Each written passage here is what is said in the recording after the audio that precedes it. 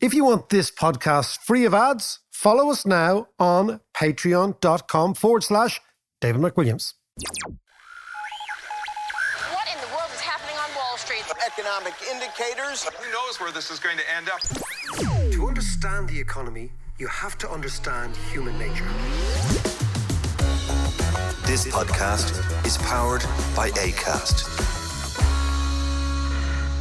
How you doing? It is podcast time.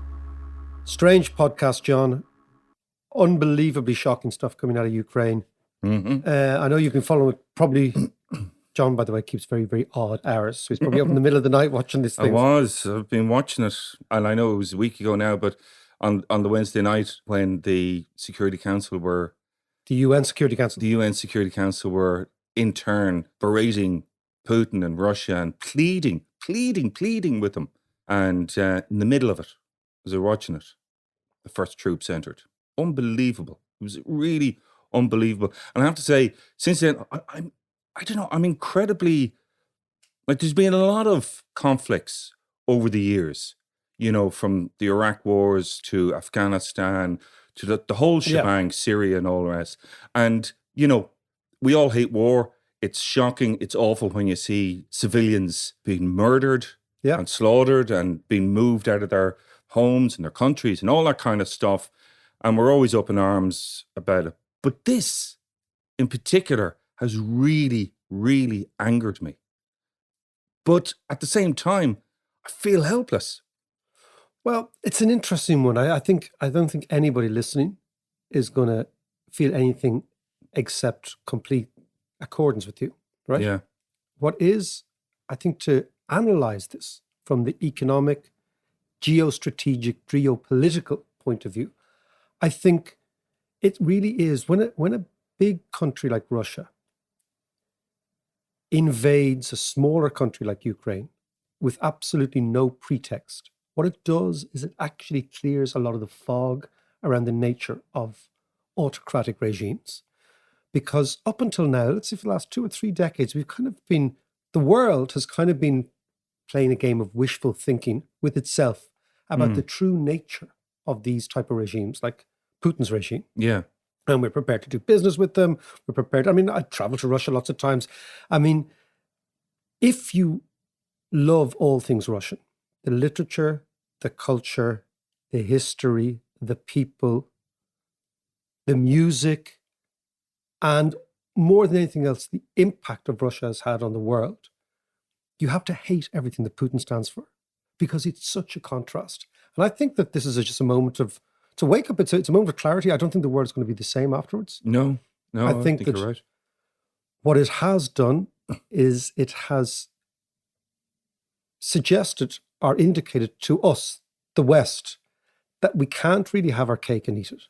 That sometimes you've got to make choices, and sometimes you've got to stand up, and sometimes you've got to realize the true nature of things. And the true nature of it is these autocratic regimes, and there are many of them around the world, have been kind of tolerated as being almost like in a parallel universe to us, but they're not. And it's obvious to me that Putin has 2 strategies here. One is in Ukraine, and the other one is in Europe.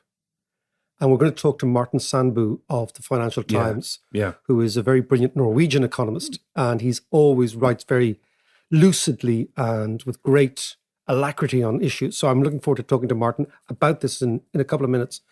But what strikes me is that Putin has 2 ideas. One is the subjugation of Ukraine. But by doing so, it's also the clear threat to the EU. It's a clear threat that we, if you don't stop us, and we don't think you will try, that we're just going to poke you. And our whole agenda, Putin's whole agenda, is to so humiliate the EU, to undermine the EU, to try and drive coach and horses through the EU, and basically say to the particularly Eastern Europeans and the Central Europeans, right, that Russia's still here and it's still a big threat. And by threatening Central Europe, he continues to be a player on the world stage and he continues to be a menace. And I just don't think, I think that now it's a moment of clarity. We now know what side everyone has to be on. and you have to make choices. Absolutely. I think so. And I think what brings it a little closer to home for us is the fact that, in previous conflicts like Afghanistan, Iraq, blah, blah, blah, always seem so far away. Oh, yeah. Where Ukraine isn't that far away. not It is that far part away. of Europe. And the Ukrainians are very much like us. Yeah, no, absolutely. And that is one of the odd things is when the people are like you tend to have a totally different. Yeah. So but I also think there's something going on here, which is that it's important, I think, for us to reframe the whole idea that it's not just, again, for Irish people, because when they talk about it's NATO, he's worried about NATO, we can kind of sort of other that and say, well, we're not part of NATO. But I think that the key is he's against the idea of the EU. And the idea of the EU is states on their own, willingly, through democratic means, pooling their sovereignty, turning their back on, blood and guts nationalism, undertaking to live in harmony together. It's all warts and all, there's problems with the project, but the fundamental idea is incredibly liberating. And it's the idea that he hates more than anything else. This is why there are thousands of Ukrainians in Ireland. Thousands, right? Yeah. And thousands of Russians in Ireland and thousands of Lithuanians in Ireland. And the reason they're here is the idea of how to live here is better. They're not emigrating to Russia. Yeah. They're actually going west. And so the people are voting with their feet. And that's what he despises most. And I think that, ideas can be very powerful. And at the moment, it looks as if brute force wins. But there's a very interesting story from the Tehran Conference, 1943. Oh, go on. Right? Tehran Conference, 1943. Stalin is sitting down with Roosevelt and Churchill. At this stage, they're trying to plan the second phase of the Second World War. Can I just interrupt you? Why was it in Iran? Because that was a neutral zone and it was very, very far away from anywhere, right? Okay. Right. The final conference was in Yalta, ironically, in the Crimea, right? Very, very close to where we are now, right? Because Yalta was where the Russians always went on their holidays, right? Down by Sochi, where But there's a very, very fascinating exchange between Churchill, Roosevelt, and Stalin. And Roosevelt is saying to Stalin, after we beat the Nazis, because they knew they were going to beat them, after we beat the Nazis, what sort of Europe are we going to create? And one of the questions that Roosevelt suggested to Stalin was, can you or will you undertake to make sure that worship, Christian or any religious worship, is going to be upheld in the Soviet countries that you're going to occupy? And Churchill said, he interjects, maybe we should consult the Pope, right? Because he's the leader of this massive Christian community. And Stalin looks up. As in the Pope in Rome or the Pope in Rome? The Pope in Rome, right? Yeah. Because as opposed to the Russian... The patriarch, the metropolitan, metropolitan, which is a great, right. But Stalin looks at Churchill and dismissively says, the Pope, how many divisions does he have? Right? And what he's meaning is, where are his tanks, okay? Yeah. Now, at that moment, the idea was that Stalin believed, like Putin, in just simple brute force, right? And brute force was sufficient to justify everything. And if you don't have divisions, I don't care about you. Yeah. But what he misunderstood was that the power of ideas, this is when I come back to the EU, right? The power of ideas is much more potent than the power of military. Yeah. Because you cannot suppress ideas. Yeah. You cannot suppress hope. You cannot suppress people's perceptions of a better life, or you cannot suppress things like religion or sets of rules where people guide themselves. And the fascinating thing is, in the history of Soviet Union, the Soviet Union collapses, and this is what Putin's trying to resurrect in some shape or form, right? It collapses in 1990. But the process begins about 14 years earlier, or maybe 12 years earlier. Yeah. One in Afghanistan. Right, yeah. With the Mujahideen. Yeah. And 1982 with Solidarnosc in Poland. Yeah. Solidarnosc in Poland was a Catholic uprising backed by the Pope. Yes, of course. And the Mujahideen was an Islamic uprising. So here you have two massive ideas, religious ideas, that you cannot suppress. And they ultimately, it wasn't that Reagan and Star Wars destroyed the Soviet ability to compete. What actually happened was the Soviet army was beaten by an Islamic jihadist army, driven by a different ideology Yeah. and a different idea. Yeah. And in Poland, what the Poles showed the rest of the Central Europeans is you can rise up in solidarity against these people and you can have a bigger idea. And this is where I think Putin is wrong. He's going to lose in the long run because his idea is that tanks always win. Yeah. Like Stalin's idea was tanks always win. How many tanks does the Pope have? How many divisions? But in actual fact, the idea of Europe is much bigger than him. But it's interesting looking at not just religious ideas, but, really deeply held beliefs in their country, and looking at Zelensky, who I think has turned out to be an inspiration, actually. Cometh the hour, cometh the man. Absolutely. And by the way, I just want to say this as well, take the opportunity. In last week's podcast that we did on Russia, we actually recorded prior to the invasion. And I actually made a few jokes about Zelensky. And I subsequently edited them out because I felt they were inappropriate.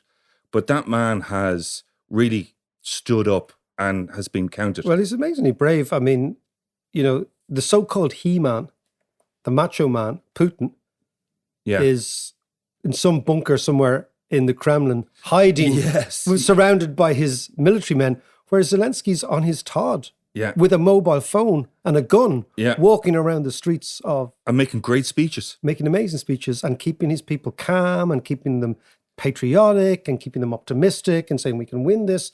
I mean, it's an extraordinary communication. And again, that's what happens, is the true nature of people comes out. And that's why I come back to the idea that this is a moment of clarity. You have two types of individuals. You have Vladimir Putin. Let's reduce it to the individuals. You have Vladimir Putin on one side, representing simply the forces of darkness. There's no doubt of that. Yeah. And you have Vladimir Zelensky, the former TV presenter, former stand-up comedian, representing hope. And that's the difference. Yeah. So, John, let's explore this idea about Europe in a little bit more detail, because I think it is actually the fundamental issue here. Yeah. It's about the threat to an idea, and it's a battle of ideas as well as a battle of the military. And I'm going to talk to Martin Sandbu, who you remember we did a cartoon with. We did, We did an animation with Martin. He was at Kilconomics a few years ago. I think he was even at the Doki Book Festival a couple of years back. All around good egg, Norwegian economist, writes for the Financial Times. And let's go and talk to Martin. Martin Sandbu, great to see you again. Let me just, before we talk about sanctions, economics, Ukraine, NATO, the EU, all that stuff, your own family are half Ukrainian. Your grandparents are Ukrainian. Yes, quarter Ukrainian, I would count myself. So I take a very personal interest in this. I mean, I've only been to Ukraine once, but my grandmother was from Eastern Ukraine. She was taken to Germany for slave labor during the Second World War. My grandfather was from Poland and was taken to Germany for slave labor during the war. They met there in forced labor. The other side of my family is Norwegian. I grew up in Norway, but I've had contact, especially with Poland and a little bit with Ukraine throughout my life. So I take a very personal interest in what is going on now. And I know very well that Ukraine is its own nation. And my God, how they're fighting. Yeah, they are. They are. And I mean, again, what I'll say to all the listeners is this is not a news program. The events may well have changed by the time this goes out. But Martin, let's talk about Mr. Putin's tactics, his strategy, what has led him to this. You wrote very recently that it's not about NATO, it's about the EU. Explain that to me. Yes, of course, NATO matters. It's not that. But we have a lot of people in the West have bought into the premise coming out of the Kremlin that this is all a reaction to an unreasonable expansion of the NATO military alliance. And I think we should go a little bit back to what happened in 2014, which was, of course, the first time Putin sent his forces to invade Ukraine. He invaded Crimea, and he, in practice, invaded these breakaway statelets, rebel statelets in the east, the so-called Donetsk and Luhansk People's Republics. That was in 2014, and that was his reaction to the toppling of his puppet in Kiev, Viktor Yanukovych. And that toppling happened, you will remember the amazing demonstrations in Kiev. people dying because they were shot at waving EU flags. And the reason for that was because there had been a question of whether Ukraine should sign a trade agreement, an association agreement, a bit deeper than a trade agreement, with the EU. So Yanukovych was meant to do it. Then he pulled away under Russian pressure. The demonstrations happened. Yanukovych was toppled. The new government signed this deal, and Ukraine has been integrating economically with Europe since then. And what I argued in that piece you referred to is that we should see how much this is actually a threat to Vladimir Putin's vision for that region of the world and Russia's role. And that's because we have to understand that integrating with the EU is in many ways much more powerful than becoming a member of NATO. Of course, NATO has these security and military implications, but it was going to be a very long time if Ukraine would ever really join NATO for real. The aspiration was there. There was a sort of, not quite a promise, but an open door. EU integration, much more realistic, and also, I think, therefore, actually much more dangerous to Putin's regime. Why? Well, partly because integrating into the EU is not just trade relations. With that comes a whole set of rules, a way of doing things, a way of organizing a state and an economy. Rule of law requirements, as we know, that's obviously being fought for inside the EU at the moment as well. We saw the whole thing, same thing in the Brexit debate. Even economically, the EU collaboration is about common sets of rules. Yeah. And these sets of rules are not compatible with the way Vladimir Putin runs Russia and the way he would like to see his neighboring states, Belarus, the Ukraine, and so on, be run. So there was a very deep incompatibility there. It was very logical for Putin to want to stop the westward economic orientation of Ukraine with the EU. So what you're saying is the Ukraine's made a choice. It's like you've got the Russian approach to economics, to statehood, and oligarchy. Let me stop you for a second, David. I don't want to call it the Russian approach because we really need to be very careful not to conflate the country and the people and the culture of Russia with Putin's regime. So the Putinist, if you like, model of the state versus the European, the Brussels model of the state. Yeah, if you like. Now, let's look at the Ukrainian economy. I went to Ukraine many, many, many years ago, working for a French bank, BNP Paribas, long time ago, late 90s, early 2000s. And at the time, there was a suggestion that because Ukraine was this huge agricultural power, that it would fare pretty well in the post-Soviet world. It hasn't done so. What is going on there? What has to go on there? I mean, I know it sounds weird to talk about the economy just now when there are bombs raining down, but just this idea of what choices did they make? Well, I think it's very important to talk about the economy. One economic fact stands out in my mind. In 1989, Poland and the Ukraine were similar in terms of national income per capita, about $10,000 by today's dollars, today's counting. 30 years on, Poland is trebled, I think, roughly its income per capita. Ukraine is stuck where it was. 30 years, zero growth. The reason is, well, it's a common story in many resource-rich countries. The resources were partly plundered. A lot of this has to do with governance, extremely corrupt state, succession of corrupt governments, basically running the economy into the ground and simply capturing the great values that were there, but without developing them and without sharing them with the population.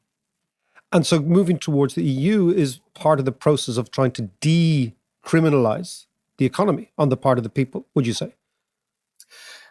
I think that would at least be an effect. When Yanukovych was considering this, I don't think that was his plan, but I think in practice, integrating with the EU means accepting a lot of EU rules, and more so when you are on the outside trying to integrate than once you're already inside and have voting rights and so on, as Hungary and Poland show. And the EU knows this, and that's why they're imposing these things. And transparency, the rule of law, fair competition, all of these things are at the same time good for economic growth and bad for corruption, right? So these are good things to have. Apart from that, of course, there would have been, and there has been, a change in the actual economic orientation. One thing I pointed out in that piece was that since 2013, 1 year before all those events, Ukraine exported about the same amount of exports to Russia and to the EU, 25% of total exports. By 2019, right before the pandemic, the EU share had risen to about 50% and the Russian share had fallen to under 10. Of course, that had to do with the military conflict as well. But trade integration happened. The trade association agreement worked. They've had visa-free travel to the Schengen area since 2017, and now I understand Ireland has joined to give visa-free access to Ukrainians. That too has meant you've had a lot of Ukrainians traveling easily to Europe, to back and forth, or to the EU, I should say. Ukraine is Europe. You've also had a lot of residence permits issued, especially in Poland. So then more than 1 million Ukrainians live and work in EU countries. That all matters, right? That starts with the economy. You're absolutely right. Job. But people, and the Irish, of course, know this like any other nation. That creates human bonds. It creates cultural alignments. It creates friendships. These are very important things. They change countries. I mean, the other thing, of course, is can we compare divisions and weapons with economic forces? I mean, that's really the sort of thing we're watching playing out. The West, well, they are sending weapons, but they're not going to fight with the Ukrainians. The Ukrainians are fighting on their own, fighting bravely.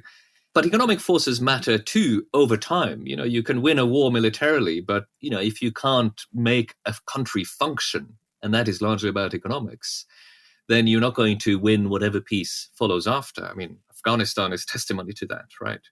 So at some point, economic forces will again matter in Ukraine. And of course, what we're seeing these days is the EU, together with the US and the UK, exploring how much damage economic weapons in themselves can do. I'm thinking here, obviously, about the sanctions against Russia. We are seeing a sort of step change in the kinds of sanctions that are being considered. We'll see what happens when this podcast goes out. But at the moment of talking to you, there's Putin and Lavrov have had personal sanctions imposed on them. There's serious discussion of disconnecting Russia totally from the international bank transaction system called SWIFT. It's possible to inflict devastating damage on Russia without firing a shot. And we are seeing in real time how much that can influence a war. Let's just talk about the EU and the end game here, because if Putin's end game is to undermine, humiliate, belittle the EU, which I think it is, try and inflict damage on the EU, try and see where the EU is fracturing in the sense, will the Italians break from the Germans? Are the Germans more exposed in terms of their gas imports, etc.? So he's obviously playing a game. What do you think his end game is with respect to the EU? Because I think once Europeans hear it's all about NATO, they kind of breathe slightly easier. But if we say this is actually about the EU, it means it's against all of us. And what do you think his end game is? Well, let's think about what the two have in common. They're about European unity, originally West European unity, but most of the former Soviet bloc has joined into that model of international organization and how Europe should be run. So it's about, let's call it European unity today, not just Western unity. So it's the old game of divide and rule. There's a counterpart, or the goal of reimposing something like the old, the Russian Empire, the Soviet sphere of influence, call it what you want, but rule and control from Moscow over the entire eastern part of Europe, if not beyond. I mean, that is there. And the flip side of that is dividing and thereby weakening those who want to oppose it. And that means all of Europe.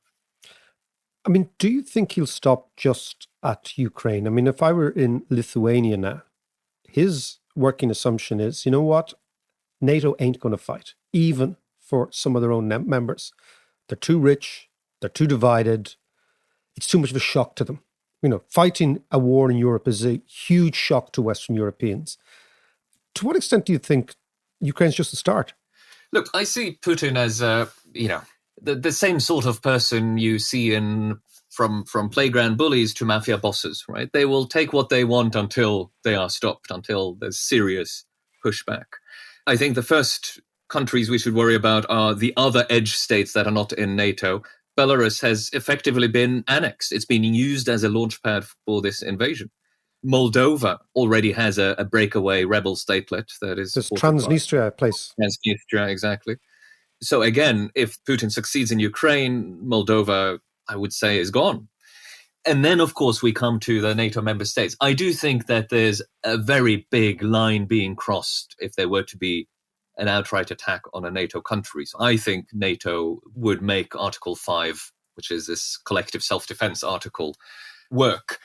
The thing is that Putin and his regime are very good at various sort of hybrid threats, various things that kind of don't quite reach the threshold. And remember, just in the last week before the outright invasion of Ukraine, we constantly debated in the EU, in the US, what is the trigger for these big sanctions we were supposedly keeping up our sleeve, right? What is the trigger? And all of this, of course, just leaves the field open to finding ways that are just under the trigger, things that aren't easily defined as a proper trigger. Yeah, as a casus belli sort of thing. Right? And hybrid warfare, information warfare, all of these things could be helped to wear down resistance and basically weaken the eastern flank of NATO. So, Mark, just on the issue of sanctions there, explain to me exactly what SWIFT is and why banning Russia for SWIFT would be so much more detrimental than other forms of sanctions. Yeah, very good question, because SWIFT is one of these geeky things that can turn out to be very, very important and very powerful. SWIFT is a messaging system. It's the address system for banks to do cross-border transfers. The way I like to think about it is that it's a bit like IP addresses on the internet. Your computer gets an IP address so you can send messages that find their way to other computers. Yeah. This is how we are now talking over the internet. If you didn't have an IP address, it would be possible to send messages over the internet. SWIFT is not the same as the banking system. If you cut off from SWIFT, if two banks manage to find each other, they can still try to carry out transactions. So in one sense, SWIFT itself is a little bit of a red herring. The question is the West willing to cut Russia off from its banking system totally? Cutting off SWIFT is the easiest way to do that. You still need to have, to make sure that people don't find other ways. But you could also just sanction all activities, all transactions with Russian banks. You could freeze all the assets that you can get your hands on of the Russian central bank.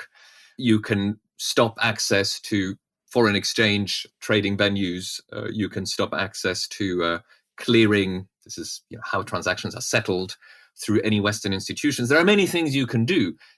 SWIFT is, if you like, politically a little bit of a shorthand, I think, of the big political decision. Are we going to cut off the Russian economy totally in financial terms? Once that decision is made, whether it's exactly through SWIFT or some other means, that's a little bit technical and it's basically logistics. The political issue is, should we cut off all financial transactions to the extent of our ability between Russia and Western countries? That can be done.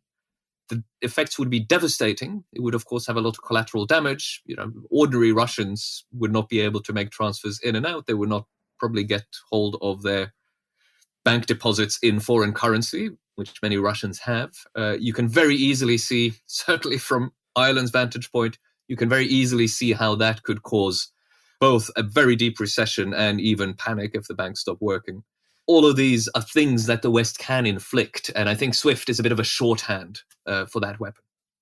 And can we satisfy ourselves that we know the answer? Why not? We know why not. It's because there's a political decision to be made, especially in Europe, but also by the US, about whether to continue to buy Russian gas for Europe, Russian oil for the US. Because if you can't pay, they're not going to sell you anything. If there's no way to get money to Gazprom, you're not going to get that gas. So the political choice of whether to cut them off financially has to follow the political choice of whether we, in extremis, can do without Russian energy.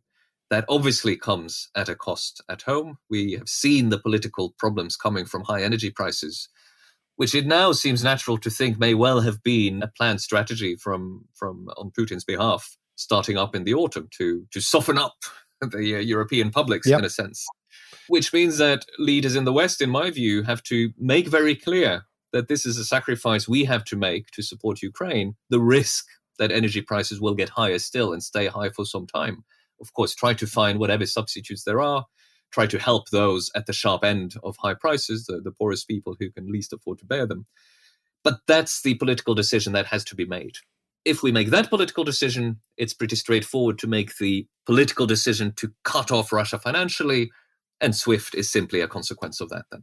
Martin, we started by talking about your Ukrainian family and your connections there and the economy and all that sort of stuff. But I want to talk to you now in your position as a Norwegian citizen, because one thing that fascinates me is the way in which there is a similarity between Norway and Russia, and it is both are blessed or maybe cursed by having found enormous amounts of mineral resources, oil, gas, etc.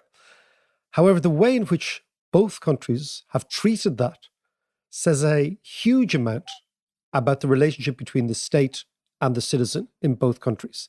And we were talking for the last little while about a way of thinking about how you organize the state. There's the Putinist one, and there's the European, Western European one, at least the Brussels-based one. Explain the difference between the way in which Norway has spent its windfall and Russia has spent its windfall. And maybe that is much more illustrative of the way in which power is exercised by both countries. I think you put your finger on an extremely important point. As you will know, and the economists listening will know, there's a concept in economics called the curse of natural resources, because the pattern is that pretty much every country that discovers large amounts of oil or minerals ends up worse off for it, poorer, more corrupt, often more prone to violence and warfare. Norway is an exception in that regard, an exception that confirms the rule, perhaps. It found oil in 1969, by which time Norway was, of course, already not a super wealthy, but a well-established democracy, strong institutions, egalitarian society, high trust between people, and so on.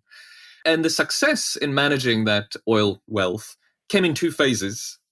The first was that the administration of the oil sector itself, the oil industry, the national oil company that was set up, all of that was done without allowing a corrupt state within the state to be built up in a way that often happens in poorer or less institutionally well-equipped, resource-rich countries. And there's a wonderful story about this, actually, because some of that has to be credited to a young Iraqi. He was a refugee with his Norwegian wife from Baathist Iraq. He was an oil engineer and came with much needed expertise and helped to design the way the whole system would be run administratively. So if you're interested in that story, Google the Iraqi who saved Norway from oil. It's a feature piece I wrote for the FT magazine a couple of years back. The second phase was that once we were talking about serious income, the Norwegian government decided to set this aside in an oil fund to save for future generations and not let all this income flood the domestic economy, as happens in so many countries. So the oil fund was set up in the mid-90s. It has now grown to about $1 trillion. Very volatile, of course, because a lot of it is invested in stocks. Norway, through this fund, owns close to 2% on average of every listed joint stock company in the world. It's extraordinary. It's an extraordinary figure. For 5 million people. So I think that's about $200,000 per head, if I haven't got my zeros wrong. But I think what is really fantastically interesting with this and brings it back to where we started is that a lot of this is really due to very boring factors that have to do with a bureaucracy, rules-based administration, transparency, all these things about a rules-based order for the economy that we talked about at the start, which is not how autocracies are run. They are run on the discretion, the whim of the people in power at all levels. Yeah, the sort of the bully and plunder model, as you call it. You know. Exactly. Whereas the very boring, you called it the Brussels model, but it's really rule of law and liberal democracy, as it should be. It doesn't always work perfectly. It doesn't work perfectly anywhere. But the idea that decisions are made in a transparent, democratic way with efficient checks and balances, by competent, impartial bureaucrats, everything that makes Western countries more boring than others. All of those things turn out to have hugely beneficial economic effects, and those economic effects, in turn, have good political effects. And that is really the choice of social and economic model that we're talking about, and that is also now playing out very violently in Ukraine. Just before you go, are there any oil oligarchs in Norway? No, there are some people who have got very rich on the sort of supply industry, supply ships, rig building. But actual, resource capture by one individual or a group of individuals just never happened. There's been a huge capture of the resource by the state of Norway, which has stakes in all the oil fields, which of course runs a lot of it through its 67% owned state oil company, Equinor. It's called now, used to be called Statoil. The state has captured the rent rather than oligarchs or foreign companies. And the state has itself not been captured by anyone, but remains well-run, democratically controlled, transparent, on the whole, run by a political class acting for the benefit of the majority. Martin Sandbu, we'll leave it there. That was brilliant stuff. Listen, Martin, that's fantastic stuff, Martin. Listen, I will talk to you again soon, and thanks a million. Good skin, Martin. He's great. He's really good. Did you hear the kids in the background screeching? Apparently he's a clatterload visiting at the moment. I think he had a kids sort of slumber party, and he was like, shh. Oh, they're Ukrainian kids and Norwegian kids. Yeah. But what I thought was really interesting, talking about the EU and that as an ideology, is that strong enough? Or an idea, really. Or an idea, okay. Yeah. But is that strong enough to withhold this kind of pressure from Russia and possibly China in the future? And definitely China in the future. It'll have to be. And this is what I say. This is what I say. It's not very reassuring. No, what I'm saying is, again, the idea, you cannot suppress ideas like freedom, liberty, equality, the aspirations towards, not the actuality, the aspirations towards, which is what the EU stands for at a fundamental level. But, and this is a big but, this is a wake-up call that ideas need to be protected. People need to be protected. And without American military power, these ideas are unbelievably vulnerable to people like Putin. Yeah. And that, I think, is the wake-up call. And people are going to choose sides. You know, it's quite interesting in Ireland. You know, there's kind of the anti-imperialist left, which makes complete sense, right? Yeah. They were siding with Putin at the start. They were believing all the Russian propaganda. They were saying this is all America's fault. This is all NATO's fault. Well, and now I think you think, okay, what side are you on?